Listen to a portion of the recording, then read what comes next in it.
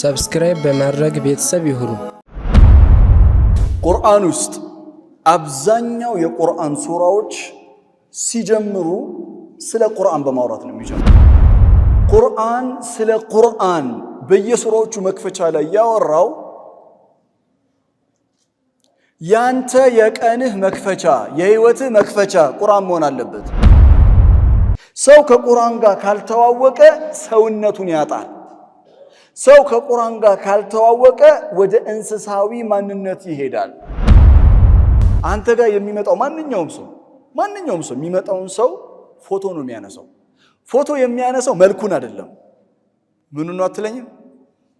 ሙዱን። ምኑን ነው የሚያነሳው ፎቶ? አሁን ካሜራማኖች እስቲ አንዴ ሙዴን አንሱት። ሙዴን ቢስሚላሂር ረህማኒር ረሂም ወላ ሐውለ ወላ ቁወተ ኢላ ቢላሂል አዚም اللهم افتح علينا فتوح العارفين وفقنا توفيق الصالحين آمين يا رب العالمين. السلام عليكم ورحمة الله وبركاته. يقول الله تبارك وتعالى في كتابه العظيم بعد أن يقول بسم الله الرحمن الرحيم فلا أقسم بمواقع النجوم وإنه لقسم لو تعلمون عظيم إنه لقرآن كريم. سورة الواقعة مأرف أمسا سدست ككتر سبا أمس تجمر يالو آيات وچنن كان إن شاء الله. كذاب فيت ሁለት ነገሮችን ማለት ፈልጋለሁኝ። የመጀመሪያው ኡስታዝ ወንድሜ ሐምዛ በጣም አመሰግናለሁኝ። ሽኩራን ለዚህ ፕሮግራም ስለጋበዘኝ። እንደዚህ አይነት የቲላዋ ፕሮግራም የቁርአን ፕሮግራም መስጂዶች ውስጥ እጅግ በጣም አስፈላጊ ናቸው። ያንን በማድረጋቸው ከኡስታዝ ሐምዛ ማስተርም ጭምር ነው አይደል? ከኡስታዝ ማስተር ሐምዛ ጀምሮ ያሉ ወንድሞችን ሁሉ ላመሰግን እወዳለሁ። በመቀጠል እዚህ መስጂድ የመጀመሪያ ጊዜ ነው ስመጣ። ማሻአላህ መስጂዳችሁ በጣም ያምራል። የመስጂዱ ኮሚቴ አባላት ኢማሙም ካሉ እንኳን ደስ አላችሁ፣ ቆንጆ መስጂድ አላችሁ ላለው ለእናንተም። እንደዛም ሆኖ ግን አስተያየት አለኝ መስጂዱ ላይ። ምንድነው አስተያየቴ? ብዙ ጊዜ መስጂዶች ኦልሞስት ሁሉም መስጂዶች ማለት ይቻላል ውስጣቸው ሊያምር ይችላል፣ ውጫቸው ሊያምር ይችላል። ማይካቸው ግን ችግር አለ። እውነቴን ነው። ይሄ በጣም ትልቅ ነገር ነው። በነገራችን ላይ ከዚህ ሁሉ ውበት ለኔ ትርጉም ያለው ማይኩ ነው። ማይክ በጣም ማስተካከል አለባቸው። ለምሳሌ ኡስታዝ ቅድም እዚህ ቁጭ ብለው ሲያስተምሩ ረጅም ነበርኩኝ። የሚገርማችሁ ነገር 75% ምን እንዳሉ አልሰማኋቸውም፣ ግን አጠገባቸው ነው የተቀመጥኩት። ለምን? ማይኩ ያስተጋባል፣ ድምፁ ልክ አይደለም።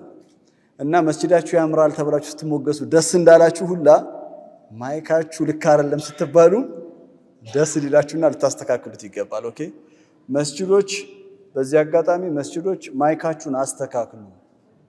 እኔ ስም አልጠራላችሁም። ሌሎች እንዴት እንደሚያምር አትሰሙም? ድምጻቸው ማይካቸው እንዴት ጥራት እንዳለው። ሌሎች በቃ ብቃት አላቸው፣ በብቃት ነው የሚሰሩት። አምፕሊፋየር ብቃት ያላቸው ወጣቶች መኖር አለባቸው ይሄን መስራት። የኤሌክትሪክሻን ዕውቀት ያላችሁ፣ ስለ ማይክ ዕውቀት ያላችሁ መስጂድ ስትመጡ ወጣቶች እቺን ነገር እንዲህ ብናስተካክላት በሏቸው ለኢማሞች።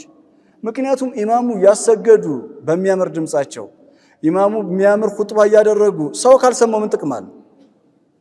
ምንም ጥቅም እኮ የለውም ማለት። ስለዚህ በጥራት ሰዎች ጆሮ እንዲደርስ እባካችሁን ማይካችሁን አስተካክሉ። በአርት ኦፍ ኮሚኒኬሽን የሚባል ጥናት አለ። ወጣቶች አርት ኦፍ ኮሚኒኬሽን ማለት የንግግር ጥበብን ትምህርት ነው። አርት ኦፍ ኮሚኒኬሽን ላይ your voice is your personality ይላሉ።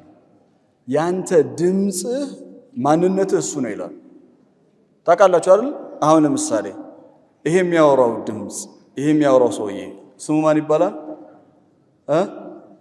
ማን ነው ይሄ ድምጽ?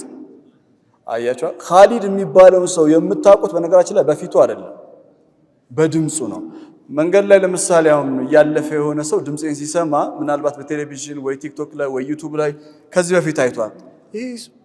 ያማቀው ኻሊድ ሆነ አይ ቢላል መስጂድማ አይመጣም ያሰፈራ ሊመጣ አይችልም ግድ የለም ሳይመጣ አይቀርም ይላል ለራሱ ምክንያቱም እኔ ማወቅ የሚችለው በዋነኝነት በምንድነው በድምጽ ነው ስለዚህ ድምጽ it's one of the most powerful tool ነው ይባላል በንግግር ጥበብ ውስጥ ድምጽ በጣም ትልቁን መሳሪያ ነው ጉልበት አለው ስለዚህ ስለ ማይክ ሁሉ ማብራሪያ ከሰጠው ይበቃል ወደ ሱረቱል ዋቂያ እንግባ ዋቂያ ላይ ከመምጣት በፊት የተሰጠኝ ደቂቃ በጣም አጭር ነው እኔም ማርዘም አልወድም ማጠር ያለ ነገር ነው የምሰጣችሁ አንድ ጥያቄ ጠይቃችኋል ሁላችሁ በደንብ ስሙ ሁፋዞችም አሉ እዚህ ማሻአላህ ቃሪዎች አሉ ቆንጆ ቆንጆ ድምጽ ያላችሁ አላህ በረካ ያርጋችሁ እናንተ ሐፊዞች ኖራችሁ ያው እኛ ማብራታችን ተገቢ አልነበረም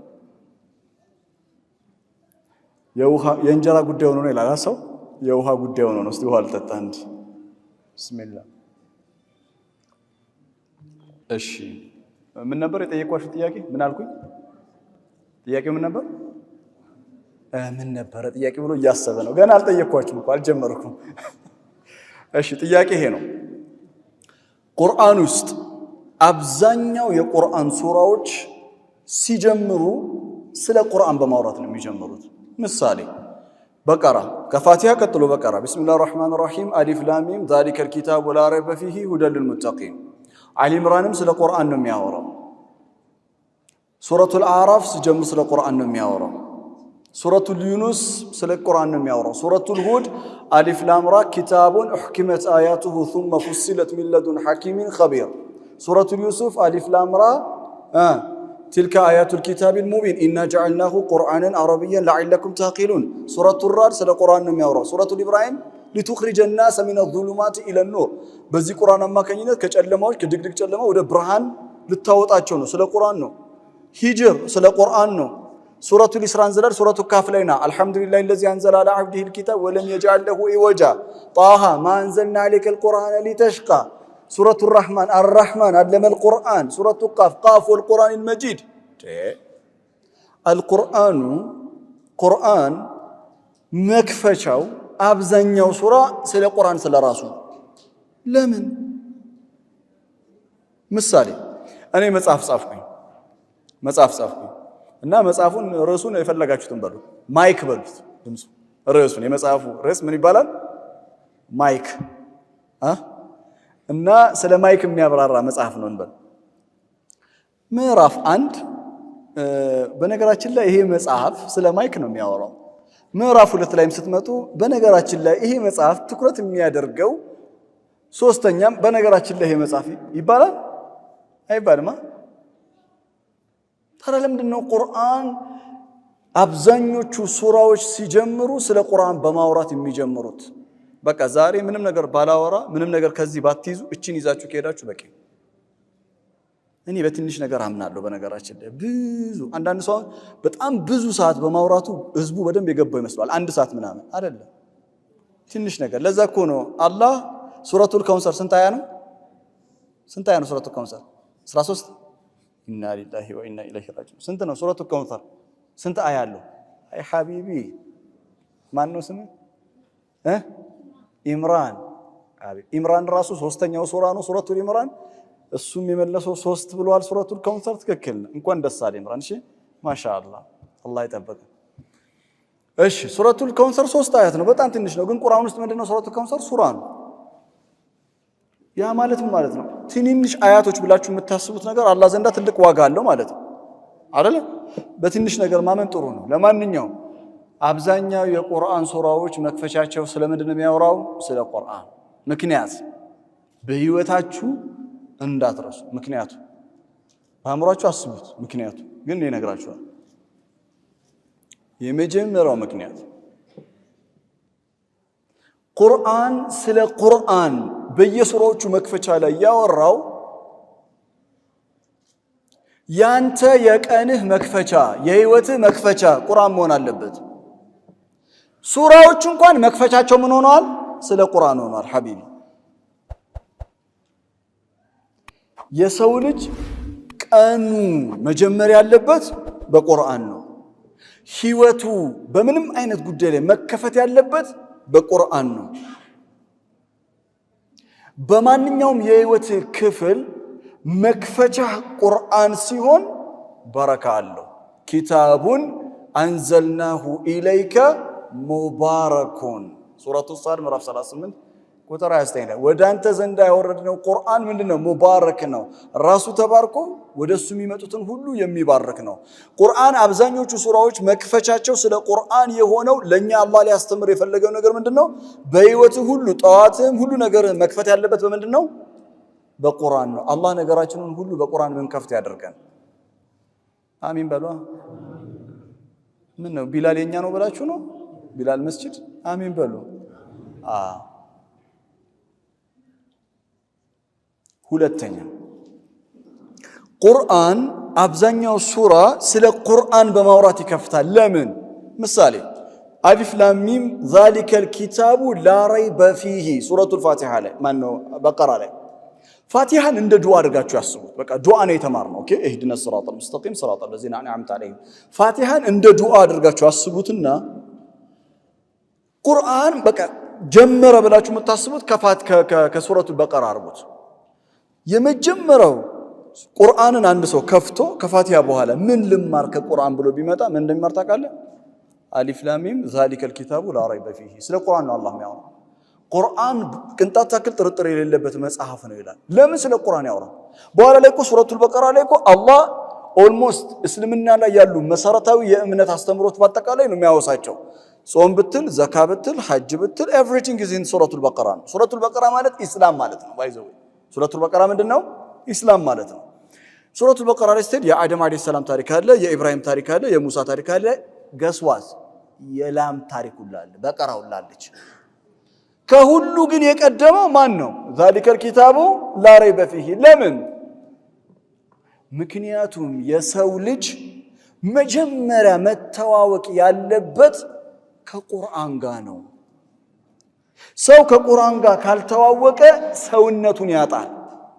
ሰው ከቁርአን ጋር ካልተዋወቀ ወደ እንስሳዊ ማንነት ይሄዳል።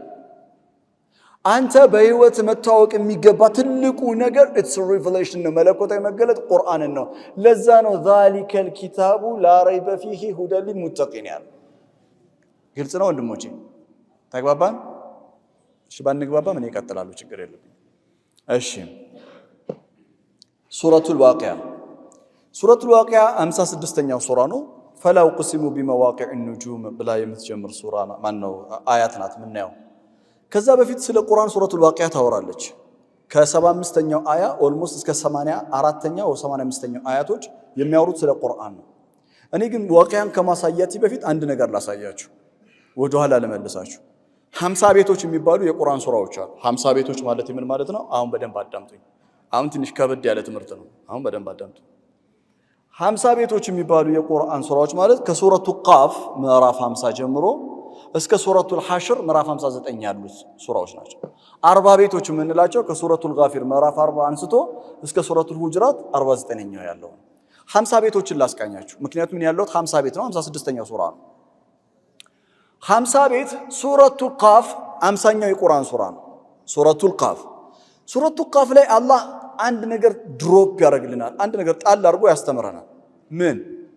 ቢስሚላሂር ረህማኒር ረሂም ቃፍ ወልቁርአኒል መጂድ፣ በቁርአኒል መጂድ እምላለሁ ይላል። ቁርአኒል መጂድ ማለት ምን ማለት ነው? ቁርአኒል መጂድ ማለት ታላቅ በሆነው ቁርአን፣ በላቀው ቁርአን፣ በተከበረው ቁርአን እምላለሁ። በቃ ሌላ ነገር ስለ ቁርአን ምንም አይልም። በላጅቡ አንጃአሁም ሙንዚሩም ሚንሁም እያለ ሌላ ሐሳብ ነው የሚቀጥለው። አንድ ግን የተሰጠን ሐሳብ ሱረቱ ቃፍ ላይ ምንድነው? ቁርአን ምንድነው? እስቲ አንዴ ቁርአን ምንድነው?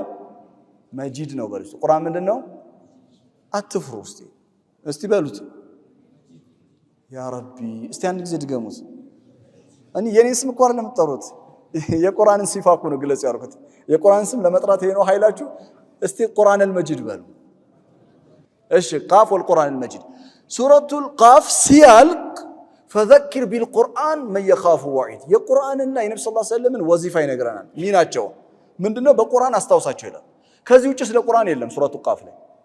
ሱረቱ ዛሪያት ከሱረቱ ቃፍ ቀጥሎ ያለው ምዕራፍ 51 ነው። ምዕራፍ 51 ላይ አንድ ነገር ይነግረናል አላህ ስለ ቁርአን ምን ብሎ?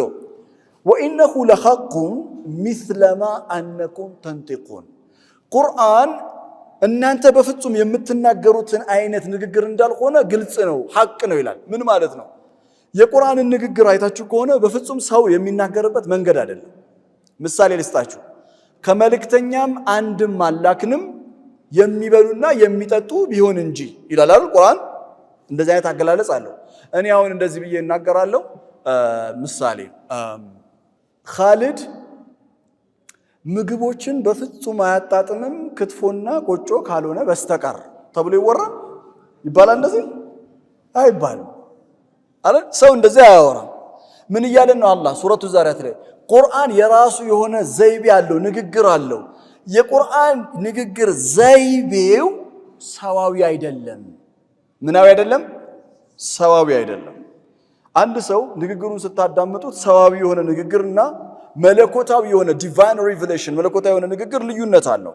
ስለዚህ ቁርአን በፍጹም የእናንተ ንግግር አይመስልም። ወከሊመቱላሂ ሂየል ዑልያ የሚለውን ያጸድቃል።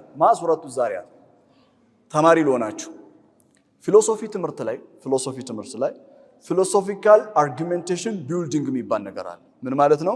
ፍልስፍናዊ የሆኑ ሐሳቦችህን ሎጂካል ወይም አቅላኒ ምክንያታዊ የምትላቸውን ምክንያቶችን ሐሳቦችህን ከአንዱ ሐሳብ ወደ ሌላ ሐሳብ ከሁለተኛው ሐሳብ ወደ 3 4 5 የምታሳድግበት መንገድ አለ። ሐሳብህን የመጀመሪያው ሐሳብ አለ። በዛ ሐሳብ ላይ ምን ታደርጋለህ? ቢውልድ ታደርጋለህ፣ ሐሳብ ትገነባለህ። ቁርአን ውስጥ አላህ በተለያዩ ሱራዎች ላይ ሐሳቦችን ይገነባል። ሱረቱ ቃፍ ላይ የገነባልን ሐሳብ ምንድነው? ቃፍ ወልቁርአኒል መጂድ ነው። ዛሪያት ላይ ኢነሁ ለሐቁ ሚስለማ አነኩም ተንቲቁን ነው። ከዛ ሱረቱ ጡር ምዕራፍ 52 ላይ ስትመጡ 52ኛው አያ አም የቁሉነ ተቀወለ ቁርአንን ነብዩ መሐመድ አለይሂ ሰላቱ ወሰለም እሱ የቀጣጠፈው የሱ የሐሳብ ውጤት ነው ይላሉ። ሱረቱ ጡር ላይ ያደረገው ደግሞ ምንድነው? ቁርአን መጂድ ሆኖ ሲያበቃ ቁርአን የሰው አይነት ዘይቤ ንግግር ሳይኖረው ሲያበቃ እነዚህ ሙሽሪኮቹ ግን ምን እያሉ ነው? አም የቁሉነ ማዛ ተቀወለሁ። ይሄ ሱረቱ ጡር ነው። ሱረቱ ነጅም 53ኛው ሱራ ነው። 53ኛው ሱራ ትቀበልና ኖ ተቀወለሁ የሚለውን ሐሳብ ውድቅ ነው የምታረገው። ምን ማለት ነው ተቀወለሁ? ወነጅሚ ኢዛ ሀዋ ማ ደለ ሳሂቡኩም ወማ ገዋ ወማ የንጢቁ ዐኒል ሀዋ ኢን ሁወ ኢላ ወሕዩን ዩሃ ዐለመሁ ሸዲዱል ቁዋ ዙ ሚረቲን ፈስተዋ። ቁርአን በፍጹም የነብዩ ሰለላሁ ዐለይሂ ወሰለም ተቀውል እንዳልሆነ ሱረቱ ነጅም ምላ ነው የምትናገረው። በኮከብ እምላለሁ ብላ ወነጅሚ ኢዛ ሀዋ ብላ ወማ የንጢቁ ዐኒል ሀዋ ከራሱ ከስሜቱ አንድ ቃል እንኳን ካፉ አያወጣም መልእክተኛው አለይሂ ሰላቱ ወሰላም ሰለላሁ ዐለይሂ ነብይ። ጥሩ ስንተኛው ሱራ ላይ ነው ያለነው? 53ኛው 54ኛው ሱራ ላይ ትቀበልና 54ኛው ሱራ ስለ ቁርአን ታወራለች። ምን ብላ? ወለቀድ የሰርነል ቁርአነ ሊዚክሪ ፈሀል ሚን ሙደኪር። ወለቀድ የሰርነል ቁርአን ወለቀድ የሰርነል ቁርአን ወለቀድ ሱረቱል ቀመር እንዳለ ኦልሞስት አንድ 5-6 ጊዜ ወለቀድ የሰርነል ቁርአን ምን አድርገናል? ለመረዳት ገር አድርገናል ይላል። ቀመር እንዳለቀ የሚመጣው ሱራ ምንድነው? ሱረቱር ረህማን። ሱረቱር ረህማን ላይ ቁርአን ገር የሆነበት ምክንያት ምንድነው ብሎ ቢጠይቅስ አንድ ሰው እንዴት ቁርአን ገር ሆነ? ምክንያቱ ምንድነው? ምክንያቱ ቁርአን ገር የሆነው ቢስሚላሂር ረህማኒር ረሂም ሱረቱር ረህማን አርረህማን ዐለመል ቁርአን አላህ ቁርአንን ስላስተማረ ነው ቁርአን ምን የሆነው ገር የሆነው። ስለዚህ ሱረቱር ረህማን ላይ አርረህማን ዐለመል ቁርአን። አሁን ያለነው ሱረቱል ዋቂያ ነው። እኛ ያለነው የት ነው? ሱረቱል ዋቂያ። ሱረቱል ዋቂያ ምዕራፍ 56 ነው። ዋቂያ ደግሞ ትቀበልና አርረህማን ዐለመል ቁርአን የተባለው አላህ ያስተማረው ቁርአን በቁርአን ማነው ለቁርአን ይምልለታል አላህ ምን ብሎ? ፈላ ኡቅሲሙ ቢመዋቂዕ ኑጁም ወኢነሁ ለቀሰሙ ለው ተዕለሙነ ዐዚም ኢነሁ ለቁርአኑን ከሪም። ሱረቱ ዋቂያ አንድ ልጨምርላችሁና ወደዚህ ይመለሳል።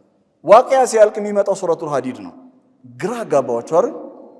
ደግ አረኩ። አሁን በእናንተ ቤት ሁሌ ቁርአን ትቀራላችሁ። እኔ እኮ በጣም ነው ቁርአን የምቀራው ይላል። ከዛ በኋላ ቁጭ ብዬ ቃፍ ነጅም ምናምን ስል እነዚህን የት ነበር ማቃቸው ምናምን ካልክ ቁርአን በተደቡር መቀራት አለበት። ዝም ብሎ ላጥላጥ ምናምን ነገር የለችም። በደንብ ማስተዋል ይፈልጋል። ለማንኛውም ከዋቂያ ቀጥሎ አሁንም ሐዲድ ስለ ቁርአን ታወራለች። ምን ብላ? 2-3 አያቶች አሉ ስለ ቁርአን፣ አንዱን ብቻ ነግራችኋለሁ። አለም ያዕኒኒ ለዚነ አመኑ አን ተክሻ ቁሉበሁም ሊዚክሪላህ። ይሄ ሁሉ ስለ ቁርአን ከተብራራ በኋላ ጊዜው የደረሰ አይመስላችሁም? ግን አማኞች በቁርአን ልቦናችሁ መነካት ያለበት እንደውም የረፈዳ አይመስላችሁም ይላል። ከዛ ማን ይቀጥላል? ሙጃደላ። ቀጥሎ ማን ይመጣል? ሐሽር ላይ ለው አንዘልና ሀዘል ቁርአን አላ ጀበሊን ብሎ ይጨርስልናል ስለ ቁርአን። ከ50 እስከ 59 ስለ ቁርአን ያወራል እያልኩ ነው። አሁን ወደ ዋቂያ ደምጣ። ቃፍ ላይ ቁርአን መጂድ ነው ብሎ አላህ ነግሮናል። ከዛ በኋላ ቢልድ እያደረገ ያመጣልንና ዋቂያ ላይ ስንደርስ ዋቂያ ላይ ምን አለ መሰላችሁ? እቺም ሁለት ነጥቦች ነግሬያችሁ እንኳን ደስ አላችሁ አበቃለሁ። ብዙ ምለው ነገር ነበረኝ ግን እቺ ትበቃለች አለ። ቁርአን በረካ ስላለው ችግር የለም። ሁለት ነገር ነግሬያችሁ ጨርሳለሁ። ፈላ ኡቅሲሙ ቢመዋቂዕ النجوم ይላል አላህ። በከዋክብት መቀመጫ ስፍራ እምላለሁ ይላል። በምን እምላለሁ? በከዋክብት መቀመጫ ስፍራ። በኮከብ እምላለሁ አላለም። በኮከብ የተማለው የት ነው? ሱረቱን ነጅም ነው። ወነጅሚ ኢዛ ሀዋ ነው። እዚህ ስፍራ ላይ ፈላ ኡቅሲሙ ቢመዋቂዕ النجوم። መዋቂዕ النجوم ማለት ነው the placement of stars፣ የከዋክብት መቀመጫ ስፍራ። ምን ማለት ነው የከዋክብት መቀመጫ ስፍራ? አሁን እናንተ ማታ ማታ ስትወጡ ከቤት በደንብ አድምጡኝ። ኮከብ ታያላችሁ አይደል? ምን ታያላችሁ? ኮከብ ንጁም። ሐቢቢ ኮከብ አይደለም የምታየው መዋቂዕ النجوم ነው። አንተ ኮከብ ነው ብለህ ያየኸው ከ5 ወር በፊት ያ ኮከብ ሄዷል። የት ሄዷል ብለህ እንዳትጠይቀኝ አደራ። ግን ምን ብሏል? ሄዷል። እኛ ነራ መዋቂዕ النجوم የምናየው የከዋክብት ቦታው የነበረበት ቦታ ምልክቱን ነው የምናየው እንጂ ኮከቡን አይደለም። ቆይ ታዲያ አላህ በዚህ ነገር ምሎ የማለለት ሐሳብ ምንድነው ስትሉ ኢነሁ ለቁርአኑ ከሪም ነው። ቁርአን ከሪም ነው ይላል። የቁርአን ከሪምነትና መዋቂዕ النجوم ምን አገናኛቸው? ቅድም ብያለሁ ደግሞአለሁ። ኮከብ ናህና ላ ነራ النجوم ወላኪን ነራ መዋቂዕ النجوم። ኮከብን አይደለም እኛ የምናየው ምንድነው? የኮከብን መቀመጫ ስፍራ፣ ኮከብ የነበረበትን ቦታ። ኮከቡ ግን ምን ብሏል? ሄዷል። ታዲያ ከቁርአን ጋር ያገናኘው ነገር ምንድነው?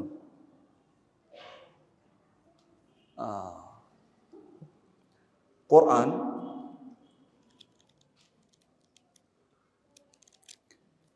ኮከብን ልትደርሱበት እንደማትችሉ ሁላ የቁርአንን ልቄት፣ የቁርአንን ታላቅነት፣ ቁርአንን መጂድ አላልንም ቅድም? የቁርአንን መጂድነት፣ የቁርአንን ታላቅነት፣ የቁርአንን በረካ፣ የቁርአንን የሚሰጠውን ዕውቀት መርምራችሁ ልትደርሱበት አትችሉም። ለዛ ነው ሰው ህይወቱን በሙሉ ለቁርአን ቢሰጥ ማስተር የሚባል ነገር አለ። በማንኛውም ፊልድ ውስጥ ማስተር ምን ማለት ነው? የምትማረውን የምታጠናውን ፊልድ ሙያ በጊዜ ሂደት ማስተር ማድረግ ነው። ለምሳሌ ቋንቋ ቢሆን አረበኛ ቋንቋ ማስተር ይደረጋል። you can master the Arabic language። በቃ የአረበኛ ቋንቋ ሊቅ ነው መባል ትችላለህ። እንግሊዘኛ ቋንቋ ሊቅ ነው፣ የሳይንስ ሊቅ ነው፣ የስነ ጽሁፍ ሊቅ ነው። ለሁሉም ሙያ ማስተር ማድረግ ትችላለህ። you can master anything። ሰው የትኛውንም አይነት ሙያ ምን ማድረግ ይችላል? ማስተር ማድረግ ይችላል። ግልጽ ነኝ? ቁርአን ብቻ ሲቀር you cannot master the Quran, it masters you። ቁርአንን ማስተር ማድረግ አትችልም። ቁርአን ራሱ አንተን ነው ማስተር የሚያደርግ። በሌላ አባባል በእኔ እይታ የቁርአን ሊቅ የሚባል ነገር የለም። ዑለማዎች አሉ፣ የቁርአን ሊቅ የሚባል ግን የለም። ምክንያቱም ሊቁ ራሱ ምን ስለሆነ? ቁርአኑ ስለሆነ። ተግባባተና? የራቀ ነው፣ በጣም ጥልቅ ነው። ኮከብን ማየት እንደማንችል ሁሉ በጣም ሩቅ ነው። ስለ ኮከብ ስናነሳ ኮከብ ውብ ነገር ነው። እንደውም ግጥሞች ላይ እንደ ኮከብ ታበሪያለሽ አይደል? እንደ ኮከብ የተዋብሽ ነሽ። እሺ የተዋብክ ነህ፣ ምን እንዲህ ብለህ ታየኛለህ? ለምንድን ነው የምትቆሳጠረኝ እንዴ? እሺ እንደ ኮከብ ታበራለህ እንበል አንተን። ኮከብ ቢዩቲፉል ነገር ነው። ኮከብን ስናስብ በደንብ አድምጡኛው፣ እየጨረስኩ ነው።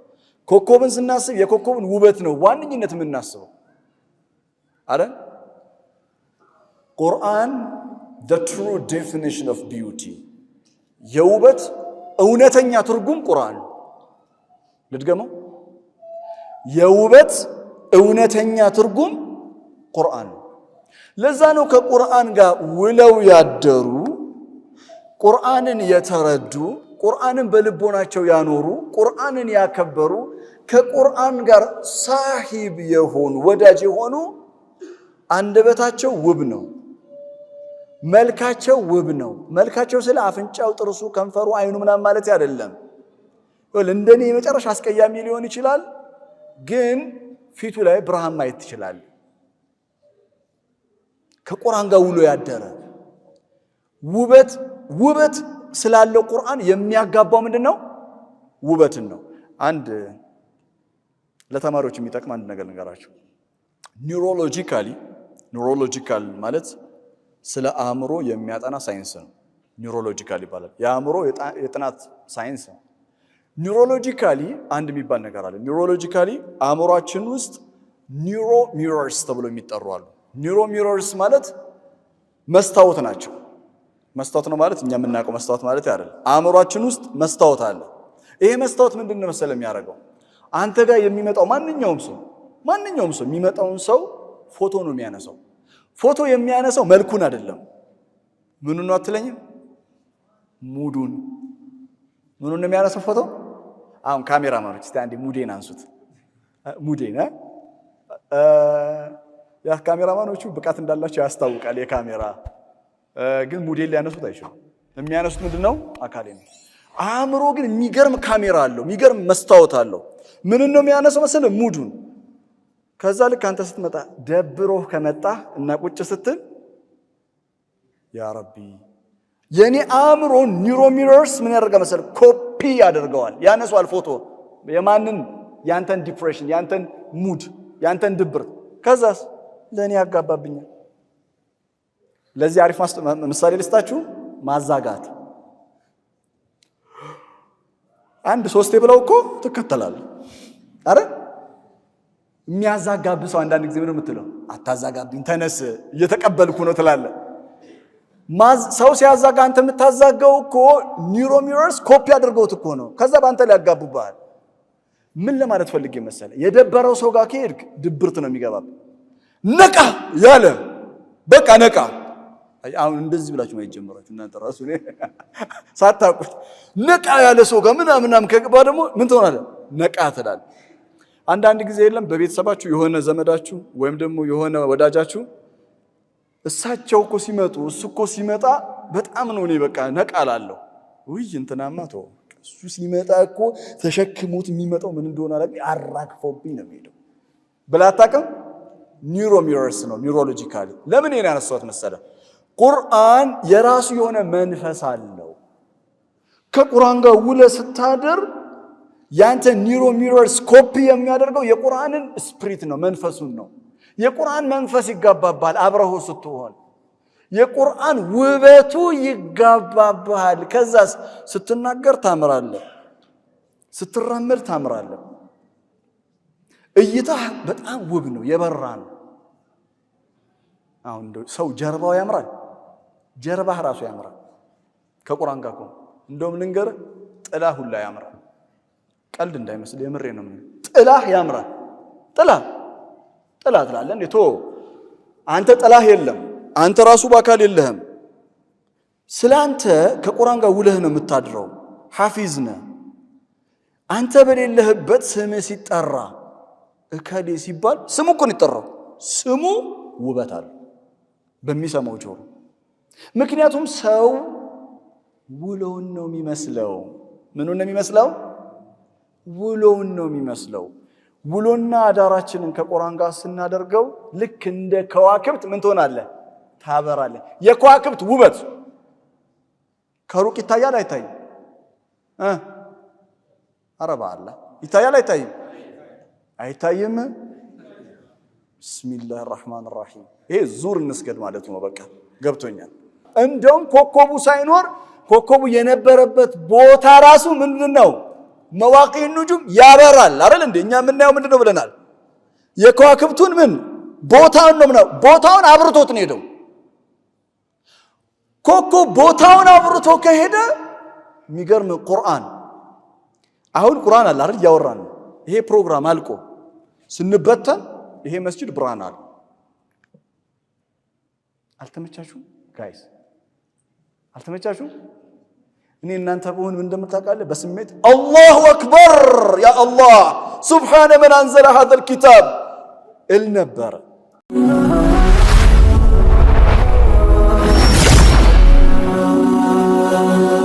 ሰብስክራይብ በማድረግ ቤተሰብ ይሁኑ